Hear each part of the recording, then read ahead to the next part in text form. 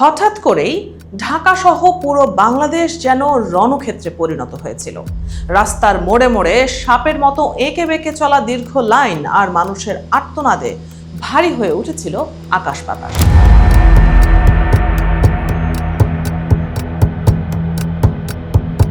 তেলের পাম্পগুলো যেন হয়ে উঠেছিল এক একটি দুর্গের মতো, যেখানে এক ফোঁটা জ্বালানির জন্য মানুষ লড়াই করছিল ঘন্টার পর ঘন্টা। গত 2 মাস ধরে চলা সেই বিভীষিকাময় অধ্যায়টি আবার এক নিমেষেই ইতিহাসের পাতায় নাম লেখাতে শুরু করেছে। রাজধানীর চিরচেনা রাজপথগুলোয় গত কয়েকদিন ধরে এক অদ্ভুত নিস্তব্ধতা নেমে এসেছে। পরিবাগের পাম্প থেকে শুরু করে মিরপুরের অলিগলি, কোথাও নেই সেই দীর্ঘ প্রতীক্ষার সারি। এমনকি শুক্রবারের পড়ন্ত বিকেলেও যখন সূর্যের আলো পাম্পের মেশিনে প্রতিফলিত হচ্ছিল, তখনও সেখানে কোনো বিশৃঙ্খলা ছিল না। মানুষ আসছিল, বুক ভরে শ্বাস নিচ্ছিল আর খুব স্বাভাবিকভাবে জ্বালানি নিয়ে চলে যাচ্ছিল। সবার মনে একই প্রশ্ন ঘুরপাক খাচ্ছিল, যে সংকট বাঘের মতো গর্জন করছিল তা হঠাৎ বিড়ালের মতো চুপসে গেল কি করে? উত্তর খুঁজতে গিয়ে বেরিয়ে এলো এক নাটকীয় সমীকরণ। বাংলাদেশ পেট্রোলিয়াম কর্পোরেশন এবং বিভিন্ন বিপণন কোম্পানির অন্দরমহলে তখন চলছিল চরম উত্তেজনা। পর্দার আড়ালে এক বিশাল কর্মযজ্ঞের ফলেই মূলত উধাও হয়েছে তেলের সেই অন্তহীন লাইন। সবচেয়ে বড় মোচড়টা এলো যখন আন্তর্জাতিক রাজনীতির দাবার চালে পরিবর্তন ঘটল। 28 ফেব্রুয়ারির সেই রক্তক্ষয়ী হামলার পর বৈশ্বিক জ্বালানি বাজার যখন আগ্নেয়গিরির মতো ফুটছিল, তখন সাধারণ মানুষের মনে জেঁকে বসেছিল চরম অনিশ্চয়তা। কিন্তু সম্প্রতি ঘোষিত অনির্দিষ্টকালের যুদ্ধবিরতি যেন তপ্ত মরুভূমিতে এক পশলা বৃষ্টির মতো কাজ করল। মানুষের মনের সেই চিরস্থায়ী ভীতি মুহূর্তেই কর্পূরের মতো উড়ে গেল। এদিকে দেশের ভেতরেও চলছিল এক শ্বাসরুদ্ধকর পরিস্থিতি। তেলের মজুদ ফুরিয়ে যাওয়ার ভয়ে মানুষ যখন দিশেহারা, তখন সরকার হাতে নিল এক সাহসী পদক্ষেপ। গত 18 এপ্রিল মধ্যরাতে যখন প্রজ্ঞাপন জারি হলো, তখন সারা দেশের মানুষ থমকে দাঁড়িয়েছিল। জ্বালানি তেলের দাম ইতিহাসে সর্বোচ্চ উচ্চতায় পৌঁছে গেল, যা সাধারণ মানুষের পকেটে বড় এক আঘাত এনেছিল ঠিকই, কিন্তু এর পেছনে লুকানো ছিল এক গভীর কৌশল। দাম বাড়ার সঙ্গে সঙ্গেই যেন দৃশ্যপট বদলে যেতে শুরু করলো। অবৈধ মজুতদাররা যারা ঘরের কোণে তেল জমিয়ে রেখেছিলেন মুনাফার লোভে, তাদের সেই কালো হাতগুলো থমকে গেল। সরকারের নিয়মিত অভিযান আর কঠোর তদারকির মুখে তারা পিছু হটতে বাধ্য হলো। কৃত্রিম সংকটের যে দেয়াল তোলা হয়েছিল, তা তাসের ঘরের মতো ভেঙে পড়ল মুহূর্তের মধ্যেই। তেল বিপণন কোম্পানিগুলো তখন তাদের গুদামের তালা খুলে দিল। বরাদ্দ বাড়ানো হলো 20%, কিন্তু বাজারে সরবরাহ করা হলো তার চেয়েও অনেক বেশি। বিপিসির চেয়ারম্যান তখন এক বিশাল চ্যালেঞ্জের মুখে দাঁড়িয়ে ঘোষণা করেছিলেন যে জুলাই পর্যন্ত কোনো ঘাটতি হতে দেওয়া যাবে না। সেই প্রতিশ্রুতি রক্ষা করতেই যেন ডিপোগুলো থেকে একের পর এক তেলের লরি ছুটতে শুরু করলো শহরের দিকে। অকটেনের চাহিদা মেটাতে দেশে আমদানির পাশাপাশি স্থানীয় উৎপাদনও বাড়ানো হলো বহুগুণ। গত বছরের তুলনায় এপ্রিলে সরবরাহ প্রায় 50% বাড়িয়ে দেওয়া হয়েছিল। এই বিপুল পরিমাণ জ্বালানি যখন পাম্পগুলোতে পৌঁছাতে শুরু করলো, তখন আতঙ্কিত গ্রাহকদের লাইন ছোট হতে হতে মিলিয়ে গেল।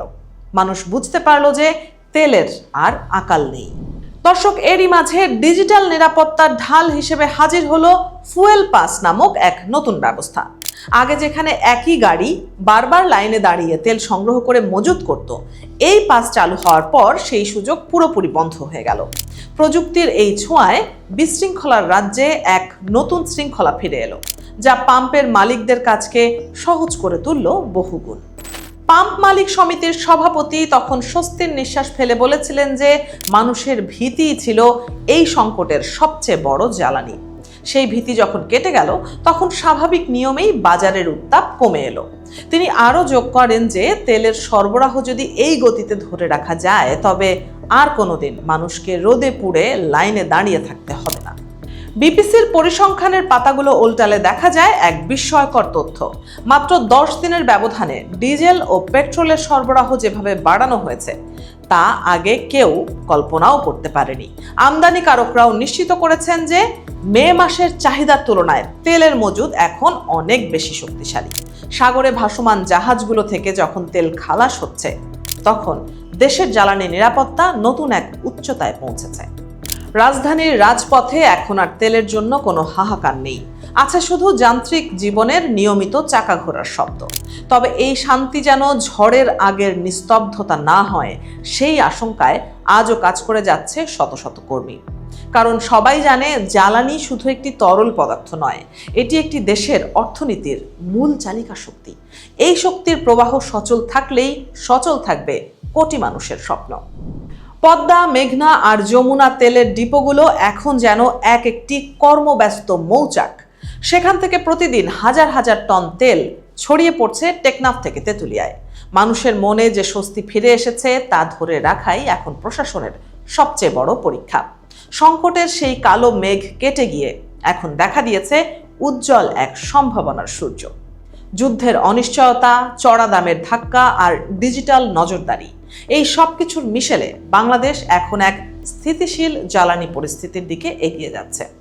সাধারণ গ্রাহকরা যখন পাম্পে গিয়ে অনায়াসে ট্যাঙ্ক পূর্ণ করছেন তখন তারা হয়তো সেই 2 মাসের যন্ত্রণার কথা ভুলেই গেছেন। নাটকীয় এই পরিবর্তনের প্রতিটি পরতে লুকিয়ে আছে নীতি নির্ধারকদের ঘাম আর পরিকল্পনার গল্প। বিপিসি এখন তাকিয়ে আছে আগামী দিনের দরপত্রের দিকে। জুলাই থেকে ডিসেম্বর পর্যন্ত জ্বালানি আমদানির সব ব্যবস্থা এরই মধ্যে সম্পন্ন করা হয়েছে। কোনোভাবেই যেন সরবরাহ ব্যাহত না হয় সেই লক্ষ্যে দিনরাত কাজ চলছে। তেলের লাইন উধাও হওয়ার এই ঘটনা কেবল একটি সংবাদ নয়, এটি একটি দেশের সংকট কাটিয়ে ওঠার অজেয় এক মহাকাব্য। সন্ধ্যা নামলেই যখন পাম্পের নিয়ন আলোগুলো জ্বলে ওঠে তখন সেখানে কোনো দীর্ঘ ছায়া দেখা যায় না। আগের মতো মানুষের উচ্চবাচ্য কিংবা পুলিশের বাঁশির শব্দ আর নেই। এখন সেখানে কেবল পাম্পের নজলের গুনগুন শব্দ আর স্বস্তির বাতাবরণ। এই চিত্রই বলে দিচ্ছে যে বাংলাদেশ তার জ্বালানি যুদ্ধের একটি বড় ধাপ সফলভাবে পার করে এসেছে। তবুও সাবধানতার কোনো বিকল্প নেই বলে মনে করেন বিশেষজ্ঞরা। কারণ বৈশ্বিক রাজনীতির হাওয়া কখন কোন দিকে ঘোরে তা কেউ বলতে পারে না। তবে বর্তমানের এই মজুদ এবং সরবরাহের হার মানুষকে একটি সুন্দর আগামীর নিশ্চয়তা দিচ্ছে। তেলের সেই বিভীষিকাময় লাইন এখন কেবল একটি দুঃস্বপ্ন হিসেবেই মানুষের স্মৃতির মণিকোঠায় পড়ে থাকবে।